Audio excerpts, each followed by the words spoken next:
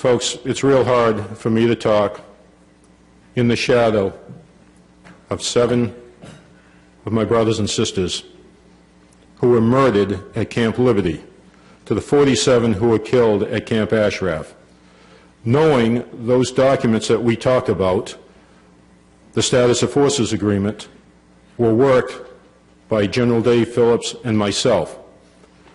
And it is very difficult. Please stay with us as we work through this. And please accept the fact of the difficulty I'm having recognizing our words are being broken. The residents signed a ceasefire agreement with the United States. The residents received protected person status from the United States. The United States, as we have talked about, needs to bring these people out. They need to bring them out now, and they need to bring them to the homes and to the security that they deserve. UN Ambassador Martin Kobler and his wife, German Ambassador Britta Wagner, have proven themselves nothing more than to be a pair of parrots sitting on Malachi's shoulder.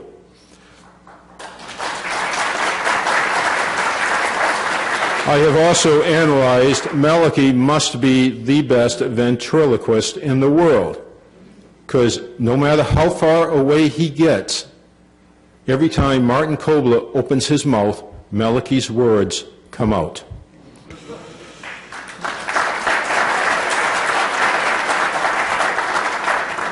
And I remember Mayor Giuliani calling, even before it got settled into, Liberty was a concentration camp. Last December, when I was testifying before Canadian Parliament, I took it a step further, and I said it's an extermination camp waiting to happen. This last rocket attack proved it is an extermination camp waiting to happen. And as soon as it did happen, what did Martin Kobler, Frau Kobler, and U.S. State Department do?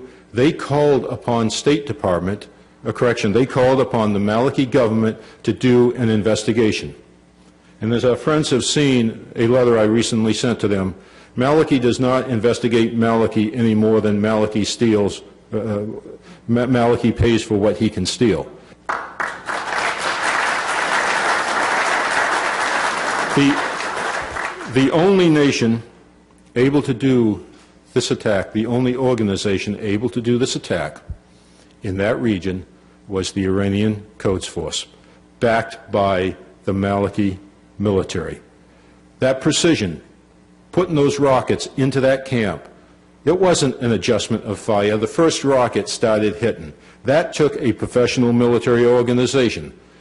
And in the conversation last week with State Department, General McCasey opened up the comment that there is no way that many rockets could be transported around by a terrorist organization, a rogue force, and we ended up backing up what Judge McCasey said.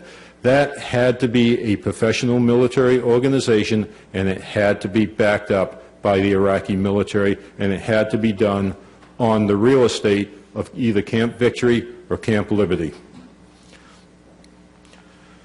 Instead of the United States executive branch trying to appease the Iranian government, it is time for working to change that Iranian government.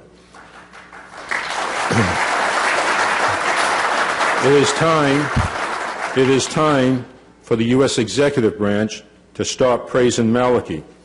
It is time for Malachi to go, and he needs to take his 2 Kobler parrots with him.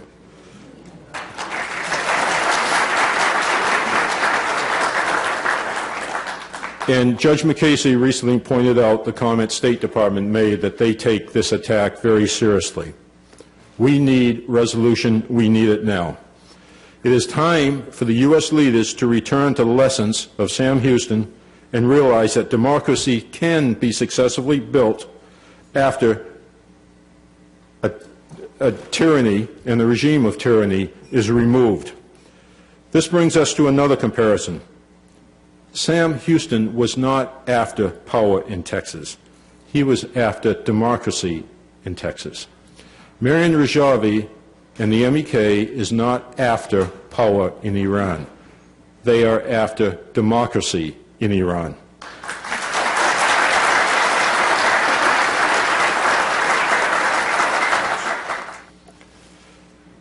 It is time to allow democracy to take root in Iran. It is time for allow true democracy to take root in Iraq.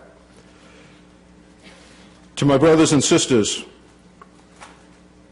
in Liberty and Ashraf, I say to you, we were together on the desert of Diyala province. We are together today. We will be together always. Ladies and gentlemen, I thank you.